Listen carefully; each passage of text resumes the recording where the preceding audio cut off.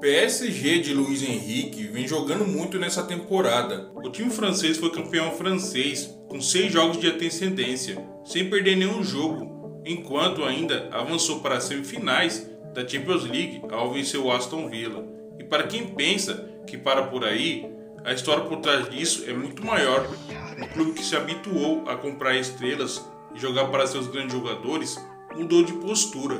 E desde a chegada de um novo técnico e uma nova política de contratações de jovens atletas que chegaram e formaram um coletivo muito forte na Ligue 1.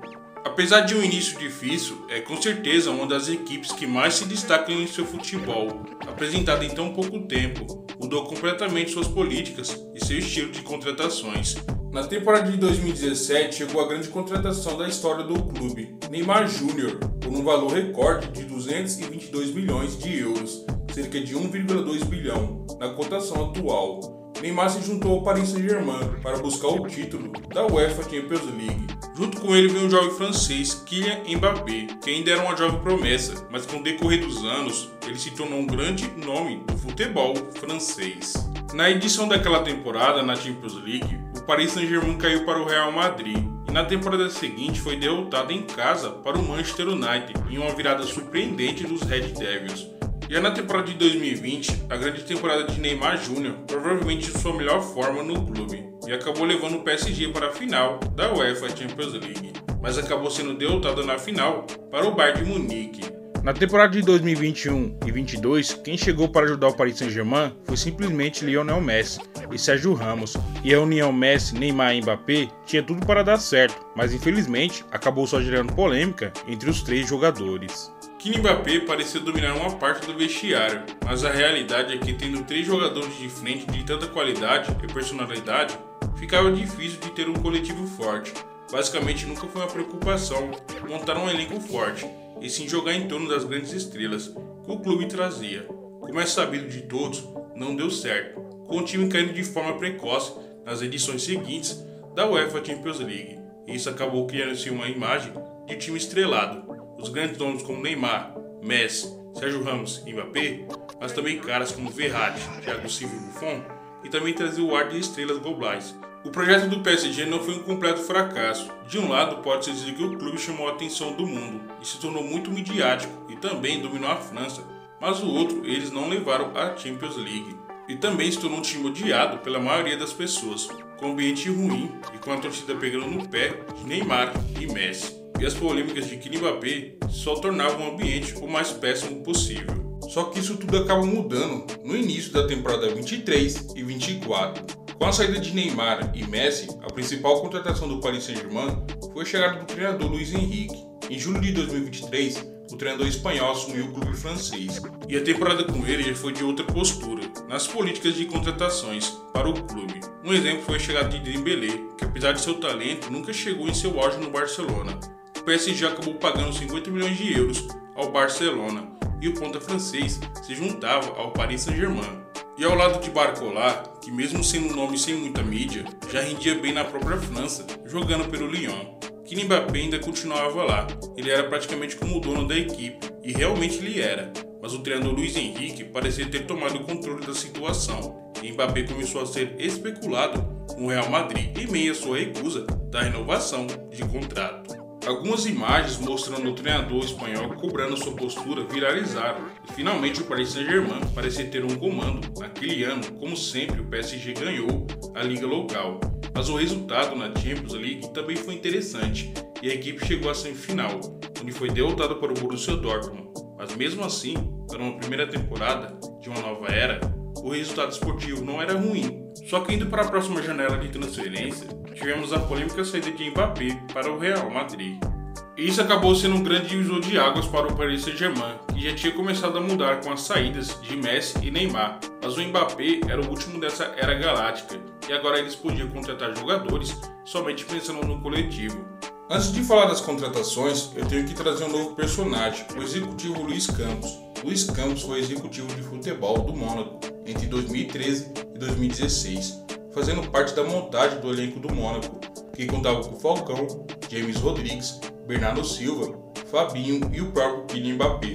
Logo após o Mônaco, ele foi trabalhar no Lille e nessa passagem montou um grande grupo de jogadores que chegaram a valer 600 milhões de euros. E com ele no toque das contratações do PSG e Luiz Henrique no comando do campo, as contratações que vieram não eram tão midiáticas, mas eram jovens que se adaptaram absurdamente. O dirigente chegou em 2022 e vem fazendo um excelente trabalho. Vale ressaltar a chegada de João Neves, por apenas 60 milhões de euros. O português que tem tudo para ser um dos grandes meio-campistas do futebol mundial. Desde a sua chegada, o jovem já fez 5 gols e deu 9 assistências, números maiores do que de Verratti. O português faz uma função muito parecida com o do italiano. Outro que chegou também foi o zagueiro William Pacho do Frankfurt, por 40 milhões de euros. O jovem zagueiro vem sendo o grande xerife da zaga do Paris Saint-Germain, ao lado de Beraldo, Marquinhos, Nuno Mendes e Hakimi. Désiré Doué, vindo do Rennes, por 50 milhões de euros, foi outra grande contratação do Paris Saint-Germain, e aqui eu tenho que falar dele. A qualidade de atacar em velocidade, junto com os dribles e uma boa finalização, e sendo um jogador vertical, fizeram dele um jogador muito perigoso. Existe até uma comparação com o próprio Neymar Jr., muito pelo seu estilo de jogo. O futebol que ele joga realmente é impressionante para um jogador de 19 anos, e se você vê entre esses nomes, todos estão abaixo dos 25 anos de idade. Mas antes de continuar, eu peço a cada um de vocês para vocês deixar o seu like e se inscrever no canal e ativar as notificações para não perder os próximos vídeos do canal Futebol de 4 Linhas. Na temporada 24 e 25, os olhares não vieram para a França por conta dos jogadores que lá estavam, e sim pelo futebol. Só que para quem pensa que na primeira fase da Champions League tudo aconteceria tranquilamente, não foi o caso. Entre os adversários, o PSG enfrentaria times como Arsenal, Manchester City, Atlético de Madrid e Bayern de Munique. Uma tabela não muito favorável, tão não favorável que rendeu apenas 4 pontos dos primeiros 15 disputados, números nada chamativos. A virada contra o Manchester City, no Parque dos Príncipes, foi uma grande virada de chave para o time francês. Em janeiro, o Paris Saint-Germain fechou mais uma ótima contratação, Kvicha Kvaratskhelia, um dos grandes nomes que passou no futebol italiano nas últimas temporadas. O jogador se uniu ao clube por 70 milhões de euros e se adaptou muito rápido. Isso para o Paris Saint-Germain foi muito bom. Quanto para o Napoli, depois que ele saiu, os italianos tiveram uma pequena queda. Depois do jogo contra o Manchester City, uma vitória contra o Stuttgart colocava a equipe na fase de playoffs, onde na primeira preliminar bateu o Brest, um agregado de 7-0. Só que nas oitavas, o adversário seria simplesmente o Liverpool, que ainda decidiria o jogo em casa. Isso já não é uma tarefa fácil, e decidir em Anfield não seria nada fácil para o PSG. Ainda mais com a derrota no jogo de ida em casa por 1-0. Em uma grande partida do goleiro Alisson, e na volta tudo parecia perdido. Importante dizer que a temporada do Liverpool, que lidera a Premier League, era naquele momento junto ao Barcelona, um dos favoritos a ganhar a Champions League. Com o ponta Mohamed Salah, com uma baita temporada e números de bola de ouro, deixava a classificação do PSG ainda mais difícil. Mas em Anfield o PSG fez o que ninguém fez, bateu o Liverpool nos pênaltis, com o goleiro Donnarumma sendo o grande destaque do jogo. E agora vamos tentar de forma simples entender como joga esse time do treinador Luiz Henrique. O espanhol montou uma equipe muito sólida defensivamente e mortal ofensivamente, e quando chegar ao terço final tem criatividade, mas ataca de forma muito vertical. A pressão alta e as transições rápidas também fazem parte desse estilo, principalmente contando com os atacantes em um meio campo que domina o setor. A presença de Vitinha na saída de bola dá uma habilidade absurda, mas com o jogo apoiado dos outros meias, a equipe consegue sair com qualidade e velocidade. A escalação padrão do PSG é um 4-3-3, mas a liberdade no último terço do campo torna o futebol bonito de se ver e imprevisível. Eu tenho que falar da grande temporada do Dembélé e do meio-campista português Vitinha, que é um monstro de um jogador. Outro setor que tem que ser muito elogiado é o setor defensivo, que se tornou muito sólido e ganha jogos para o PSG. O time não toma tantos gols como tomava em outras temporadas. Nesse momento, a equipe já é campeão da Ligue 1 e até agora sem perder na competição. E após o confronto contra o Aston Villa, o time francês está na semifinal da Champions League contra o Arsenal. O PSG é colocado entre os favoritos junto ao Barcelona.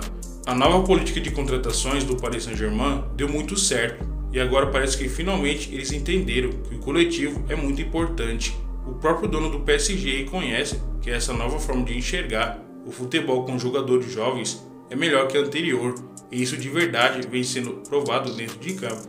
Por mais que não tenham o que falar de Neymar, Messi e Mbappé, acho que é um consenso falar que hoje o Paris Saint-Germain joga muito mais futebol e tem um grupo de fato muito forte. Jogadores como Kvaratskhelia, Desire Doué, Dembélé, João Neves e William Pacho enxergam no clube uma oportunidade de fazer história. O Paris Saint-Germain precisa continuar esse modelo de trabalho a longo prazo.